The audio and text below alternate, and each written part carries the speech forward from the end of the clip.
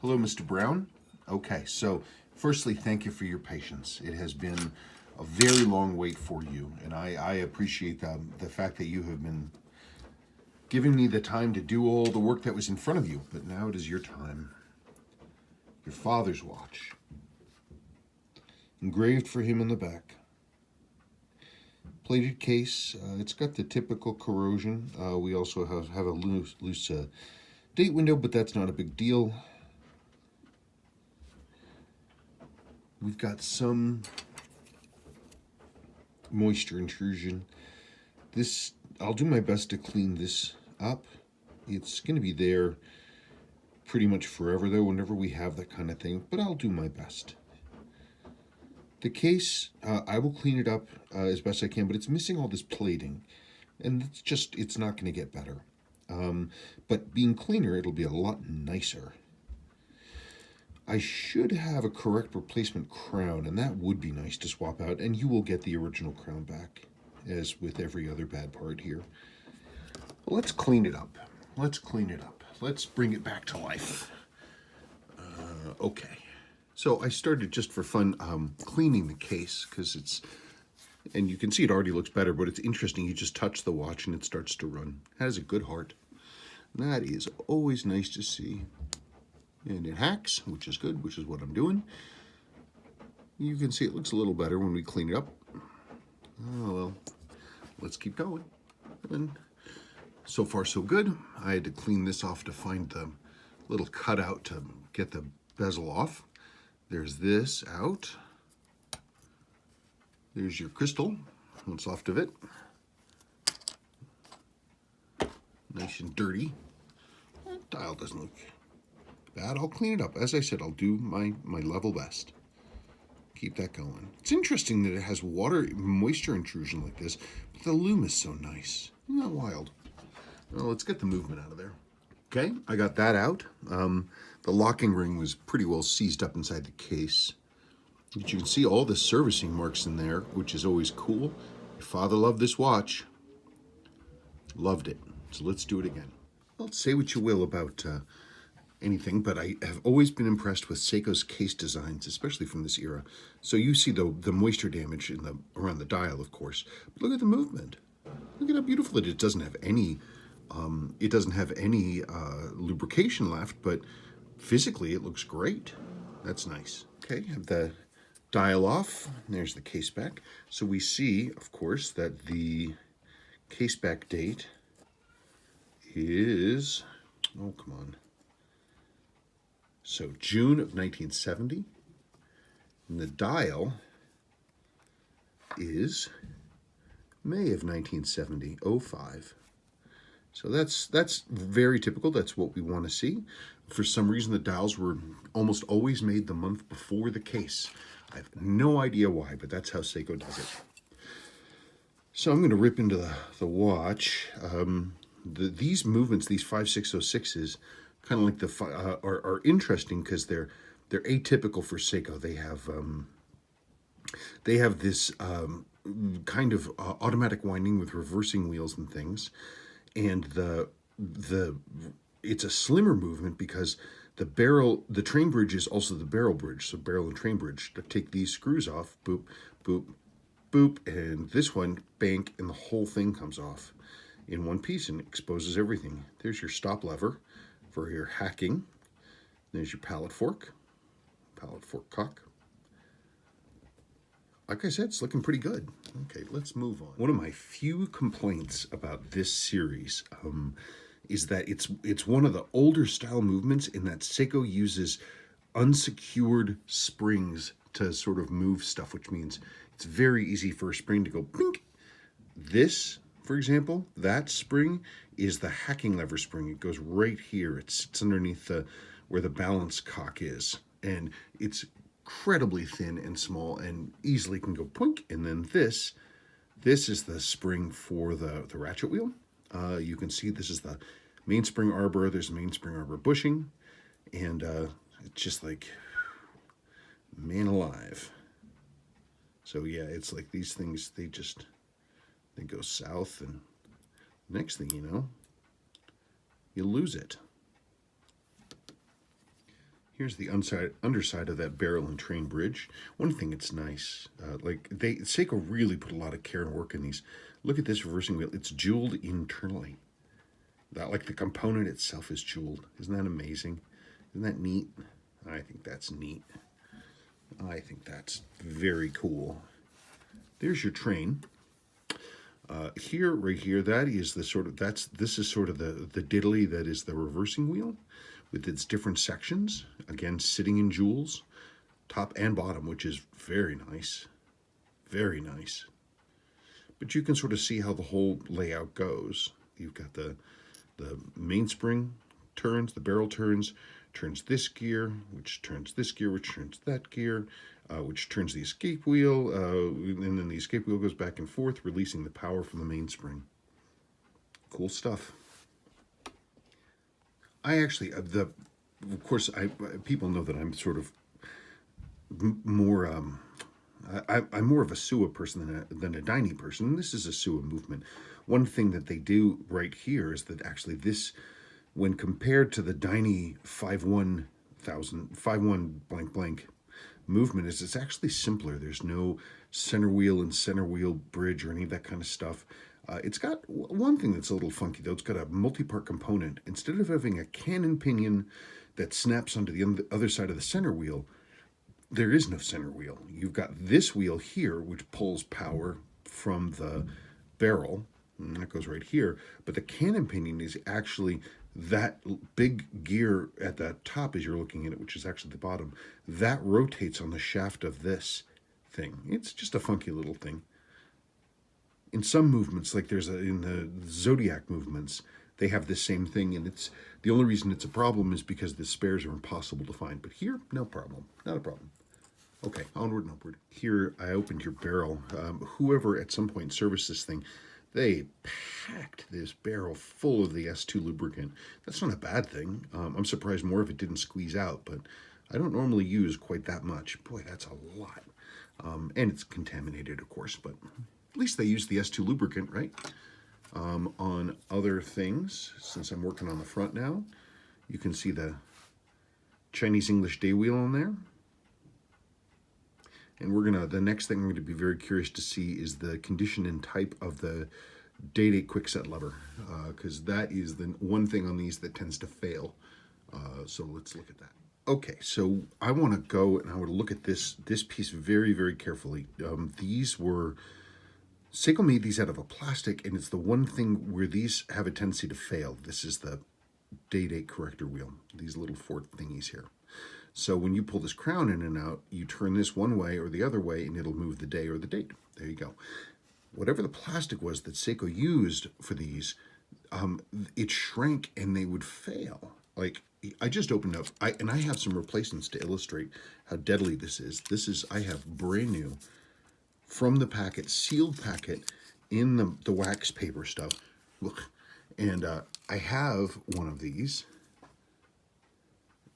It's never used, brand new. Sorry for my dirty finger. Your case was a little dirty.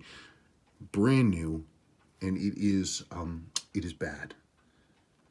It is already bad. This brand new part is already split. So that's junk because of Seiko's material failure. So I want to look at yours to make sure it's correct. I have some that are metal, and it's a later revision, and that's what we're going to want to use. Always so nice to see. Comes out of the cleaner and everything's so shiny. Especially things like, you remember how dirty the inside of this mainspring barrel was. Go and clean all that stuff up and nice and shiny. I mean, this was shiny before, but now it's like all the debris and all the other stuff is gone. I need to dig through my stuff and see about finding a replacement crown for this. I mean, this crown will work, but it's heavily degraded, being that it's base metal, and it got the worst of sort of the handling. It certainly looked nicer, and it would be more useful if we had that. So that's a thing for after we get the movement running, and then I'll deal with that. Okay, well, it is time to drop the balance. And we're all assembled here for the most part on the back side. I haven't done the calendar side. These are always a little You just want to be careful with these because everything is so nested together. I don't want to build the front. It's easy to build the front because everything else is in the back because it pulls off the power sideways off that other side. So I like to do it this way when it comes to this type of movement. Often I'll do the other type the other way, but this is the way I'm going to do it this time. Hang on just one sec. I'm getting my balance ready to flip on there. Oh, would you stop fighting me? You'll notice that I have the teeny tiny little spring for the hacking lever in place. It's a cool little piece. Okay, see if I can do this. Well, hang on a second. I want to get right on it. Hang on just one second.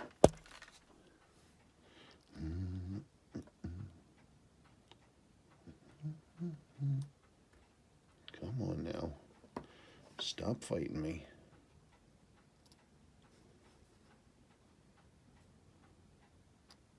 Ah.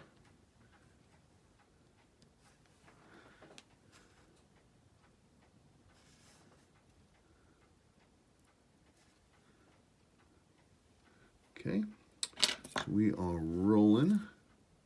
Let's back this up here real quick.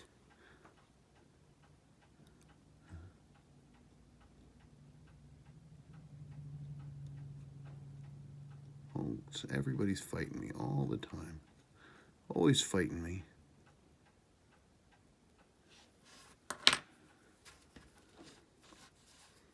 Okay. Well, we're running.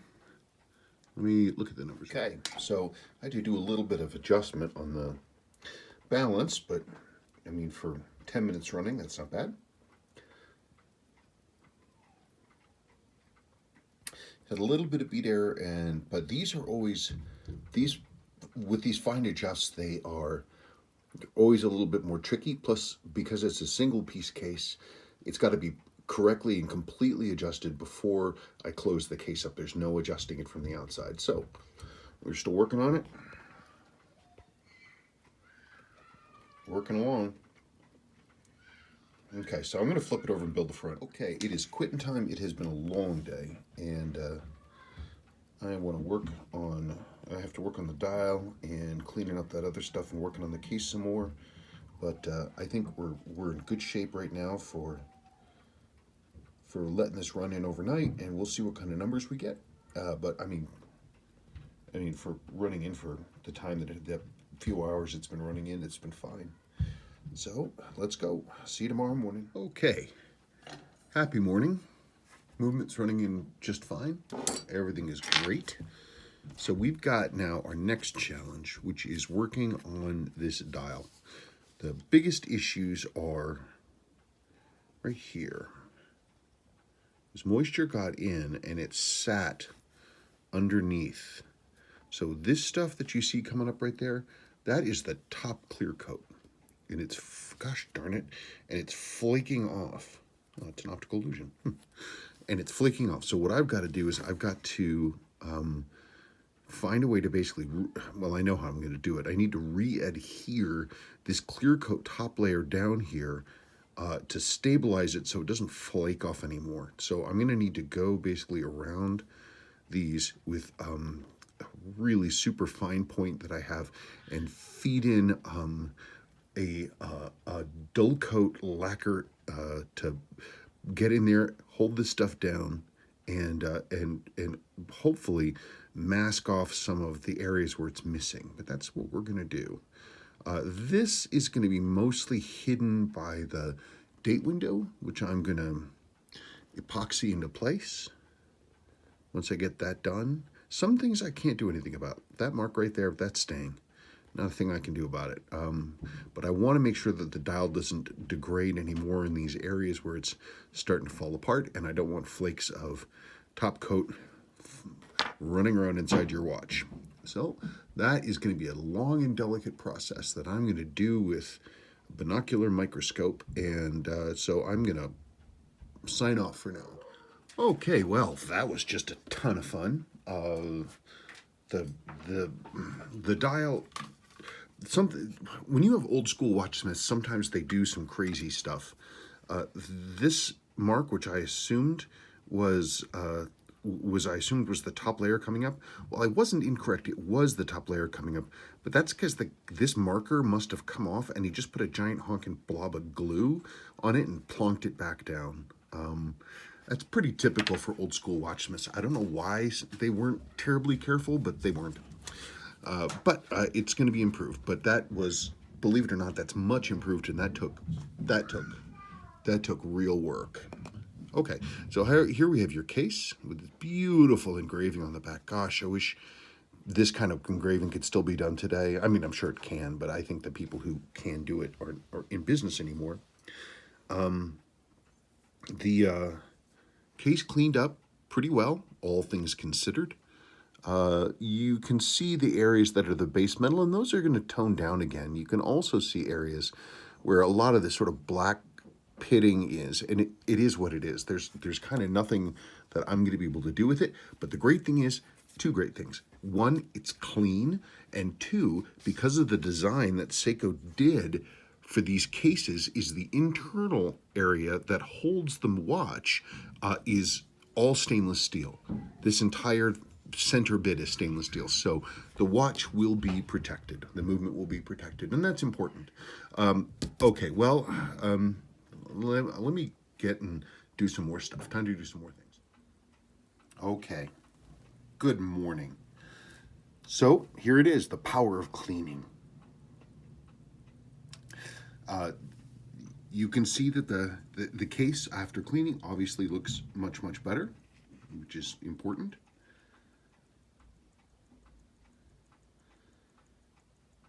It's a really cool and unusual handset. I've never really thought about this handset before, but it's neat. I mean, I don't. There's something about the way that the square ends and the painted surfaces with the gold hubs. I don't know. I just think it's neat, and of course, it helps that the loom is clean.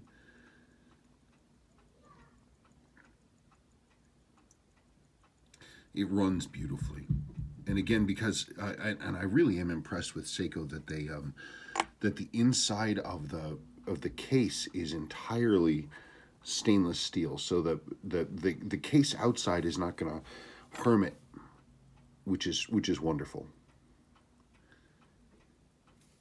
So with this, you're going to find, I mean, it still has some of the plating on it, as you know, and the rest is base metal, gold-colored base metal. So if you perhaps treat this like, say, a piece of sterling silver, and just clean it every now and then, the little light, like a glasses cleaning cloth and a little bit of very mild, like metal polish, and this will keep this look. The inside part of the watch, the stainless part, of course, is untouchable, so you're going to be fine there. Date works as it should. Dial is clean. I did firm down these sections of loose stuff here. The glue that's around this, there's nothing I can really do about that. That is what it is. I was able to reattach the date window, of course, and the date window actually had a section of the dial printing attached to it because it too had been glued down roughly, and I was able to reattach that section of dial that had this little black stripe on it. It's a happy watch. So I've got, I dug through everything, by the way. Finding a crown for this thing was actually kind of hell on wheels. I have a lot of material, but I had to dig like crazy through my stuff to find a good, new, genuine, new old stock Seiko crown. And there it is. Now this crown, this crown necessitated also that I replaced the stem section that was in it, because the stem section that was in yours was actually slightly too short, because the crown was slightly different. So there's your original. So you have a new crown and a new stem in place. So that, I mean, there's the old crown, which of course you're getting back, and your old crystal 310 T14 ANS. So you have, this crystal had actually been replaced at a certain point. See how it's got that sort of angled side on it there? It's the incorrect crystal. The correct crystal is supposed to be just smooth and rounded like that. That is the correct crystal.